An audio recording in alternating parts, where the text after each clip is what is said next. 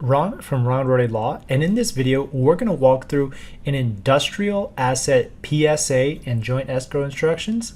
Stay tuned. Hey everyone, Spencer Burton here. Allow me to introduce Ron Rhode. He is our A.CRE legal contributor, and he'll be sharing a walkthrough of one of his real estate legal documents.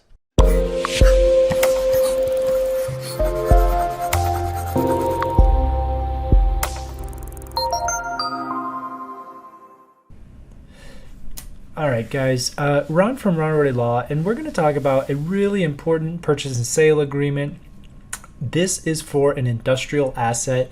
This was actually used for a flex property, but it's really applicable to any type of building with multi-tenants, turnover, that sort of thing. This is a seller-friendly agreement, so there's going to be a lot of seller protections. Totally capable of being revised, but I'm going to also post another one shortly that is more buyer friendly, but this one is definitely seller friendly. So if you're looking for some current clauses, watch this video and we'll find out more. All right, kind of the opening instructions. I think it's always important to do the PSA plus binding instructions on the title company, right? You want them as a party to this contract because they're in charge of some critical earnest money, and there always are issues. So if we need to sue for breach of contract, we have this agreement that governs the title company as escrow agent. Seller, buyer, pretty straightforward. Again, recitals, certain real property and improvements. This is something I talk about, the real property plus now a lot of the intangible intellectual property, the names, the phone numbers. Less so on industrial, but more so important on multifamily. So photos, apartments.com listings, trade names, websites. If they've got a great website that you want to keep, at least keep that traffic and route it to your new website. So buyer, broker, you may have a broker here, attorneys, closing date, 15 days after due diligence, deposit here. So they put $200,000 down, which is pretty normal for the purchase price. 45 plus a 15-day close. And then they have an automatic extension at the election of the buyer. So again, I think we're seeing that more common. We're seeing kind of a shorter optimal close and then pre-negotiated extensions into the contract. And it's really nice to give that buyer a buffer, and they just know contractually they can extend for an additional earnest money deposit. Whether that's hard or not depends on you. Identify the escrow holder here. It's usually your title company here. All the improvements, laws, leases, permits, permitted exceptions. So here, personal property, we start to expand these logos, marks, signage. There's really a lot. URL, domain names, social media accounts. That's what I was talking about. May have a Facebook page. Google My Business. Very useful for driving tenants, especially on the multifamily side or consumer based. Purchase price, seller, title company. Usually this is the same, right? So this title company will be the same as the escrow agent, usually. Deposit 2 days, pretty quick. Sometimes I see 3 on most of my other stuff. Independent consideration, that's kind of like a Texas thing, so not always useful in other countries, other states. Alrighty. Guys, apologize. It's Friday. I've had a long week. I'm really looking forward to the weekend, so any stumbling that I do is my error alone. Closing date here. So here we have the extension option, 2 business days prior to the initial closing date and a 30-day extension. So that's pretty generous, which if I recall, this transaction was taking place in the holidays, and a 15-day extension really just didn't help. We needed a full 30, but we're able to get this one closed with that extension. Covenants, these are all the seller's obligations. They'll do a bring down certificate, title report. This is pretty normal. This is extended title review period. So you definitely lay out each of the periods when buyer can object, seller can respond, and then a deadline for the buyer to respond, and then the seller response. So it's a little bit more in depth here, but it's nice. I like having that extra structure. And so we have deadlines for each party to just keep the ball moving back and forth with real deadlines, as opposed to letting one party sit and just kind of wait without any pressure to move forward. Title insurance, T1, again, pretty standard, but this has just a lot of clarification and a lot of identity of who is supposed to do what and what is included and what's not. Survey, deliver existing, otherwise the buyer is going to have to pay for a new one. 48 hours notice, sometimes it's 24 if it's buyer friendly. That's an easy area.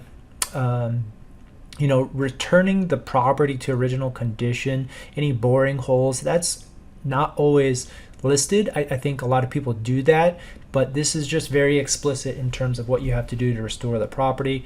Insurance, $2 million maybe is kind of high. Usually maybe it's $1 million, but for this property price point, I think it's totally reasonable. Indemnification for any agents or inspectors that come on property, totally normal. No reliance, this one is tough. Sometimes we modify this for the buyer. They can put some responsibility or representations or warranties on the seller for documents that they provide. Here we have due diligence and tenant interviews. Interview the tenants, and seller will have the right but not requirement. Termination notice, again, if you are going to terminate and want your earnest money back, it's critical that you understand everything in this paragraph and that your lawyer complies with it to the T, because I guarantee you when you're doing these big transactions, technical mistakes that are worth $200,000, the other side will jump on it. They will jump all over you and they'll keep it and they'll say, sorry, that's just business, but we got to keep your money. 3 days to provide contracts, and seller will provide notice of termination, otherwise they're non-terminable. Again, it's just a lot of detail about what needs to be expressly approved and assigned versus seller give notice of termination. These are typically like your month-to-month contracts that disapproved, and then non-terminal will be something more long-term, like maybe an energy contract. And so it's just up to the buyer to understand what is out there in terms of executory contracts, right? These are contracts that are not recorded. So you have no other mechanism of knowing what is bound to the property, because they're not going to come up on a title search. Escrow Matters, closing costs, 1/2. Again, this is pretty normal. Sellers, attorney's fees, 5,000 credit. Okay, so this one they actually did pay for some, causing it to be recertified. Commissions, buyers pays 1/2. Apportioned as of normal. These are all your seller obligations. And again, I think it's really important to include all of these documents as form of. So you have an opportunity to actually see the form of the special warranty deed, the form of the notice of tenant, because you don't want to get into the contract and then you start to have a disagreement about what should be in an estoppel certificate, what should actually be in the deed. It is in the PSA, and all you have to do is fill in the parties' names at closing. Buyer obligations here, sign the notice, provide information to cooperate. That's all pretty normal. Prorations. We spend a lot of time here, prorations, adjustments. It's not like any other property. I think that because there are fewer tenants that are writing bigger checks, if you have disputes or you have late payments, it can be a significant amount of money, right? We're not talking about, say, like a multifamily where, let's say you close on the 15th of the month. Most of the tenants are going to be paid. If they have a high collection rate, they're going to collect 90%, 95% in the first 5 days, maybe 96% in the first 10 days, 12 days. So you close on the 15th, it's going to be a pretty even proration, and you're just missing a few percentage of revenue. It's not a big deal in terms of the absolute dollar amount.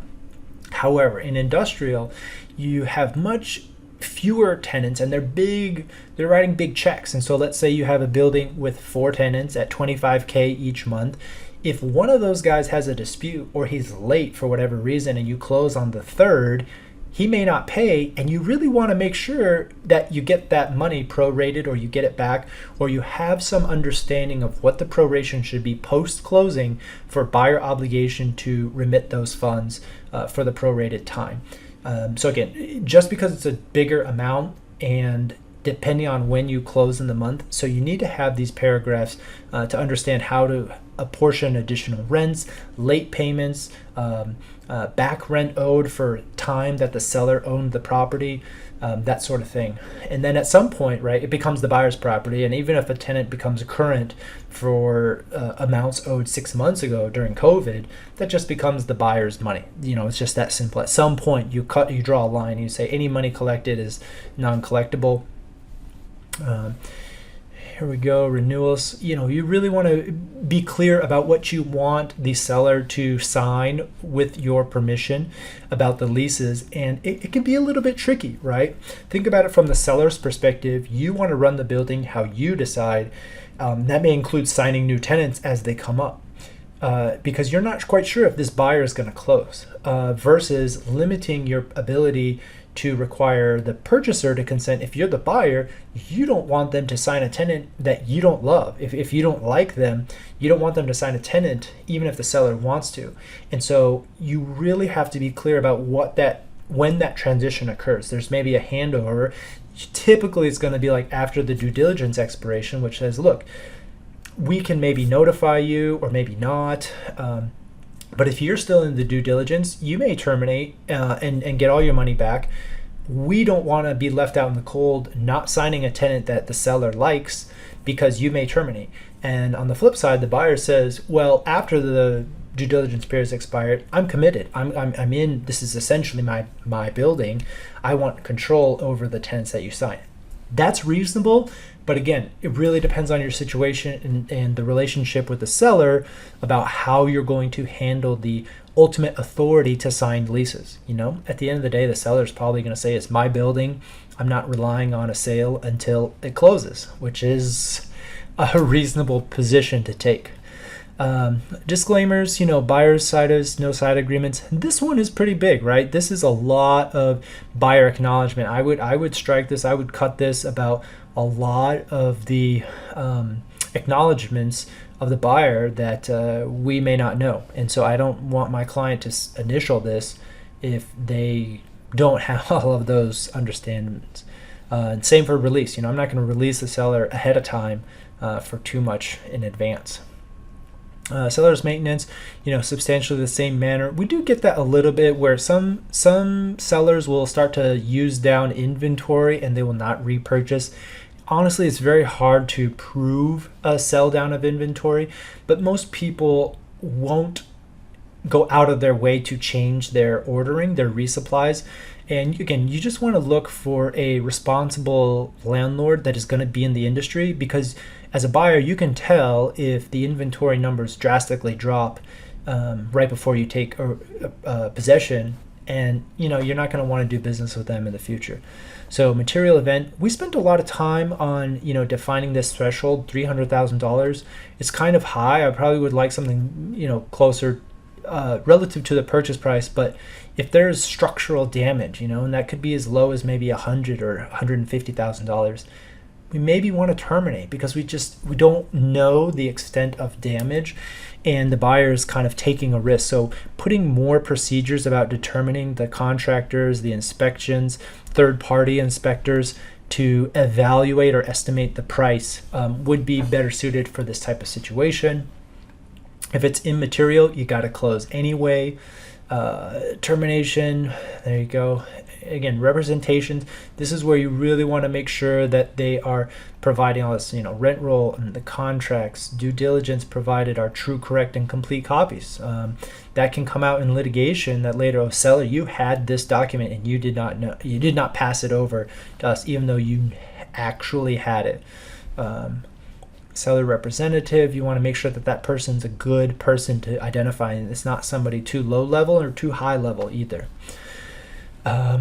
These are buyers representation by counsel. If you're not represented by counsel, I would strike these types of things and get a lawyer. Default, again, you want to limit their remedy to just taking the earnest money, not really forcing specific performance and going after you. No contesting liquidated damages. Buyer's remedy is specific performance. Waiver of trial. This is really favoring the seller. But AAA, that's fine. We're okay with arbitration. Just really depends on what your policies are as a client. Attorney's fees, notices. Again, I don't have much problem with these, except that we just need to read it and understand and make sure we comply. Governing law of Texas, counterparts, electronic signatures. Sometimes people ask me, do any of these documents anymore have to be wet ink signed? And the answer is no, not for legal enforceability. That's solely going to be like a lender requirement or a private recording, but it's not a legal requirement for the contract and enforceability. No third party, independent counsel. I mean, look, this is just very, very detailed. I'm really, I like this contract. If I was a seller, I'd be happy to use this on any property. FERPTA limitations, 6 months here. So we have 6 months after the closing date, 50,000. This one had a really complicated structure of aggregate versus individual claims, and you couldn't bring a claim unless the aggregate was above the minimum. Estoppel certificates, again, it's attached as Exhibit F, so really important that you get to see it on both sides, right? The seller knows what they have to get from the tenant, and the buyer knows what they're going to receive. 1031 cooperation, pretty standard. Business day, state of Texas, no oral agreements, and signatures and title. And then we have the exhibit list. I'll kind of skim through those. Form of special warranty deed, permitted exceptions, bill of sale for those personal property, assignments, contracts, assumption of leases, estoppel certificate. We talked about tenant notice letter, super critical, due diligence items. These are all provided by seller. And that's it. I kind of ran through this. Sorry, it's that Friday again. But this is a seller-friendly industrial PSA, and I hope it helps you guys out. So please smash that like button. Feel free to reach out or drop a comment if you have any questions about it. And we'll see you next time.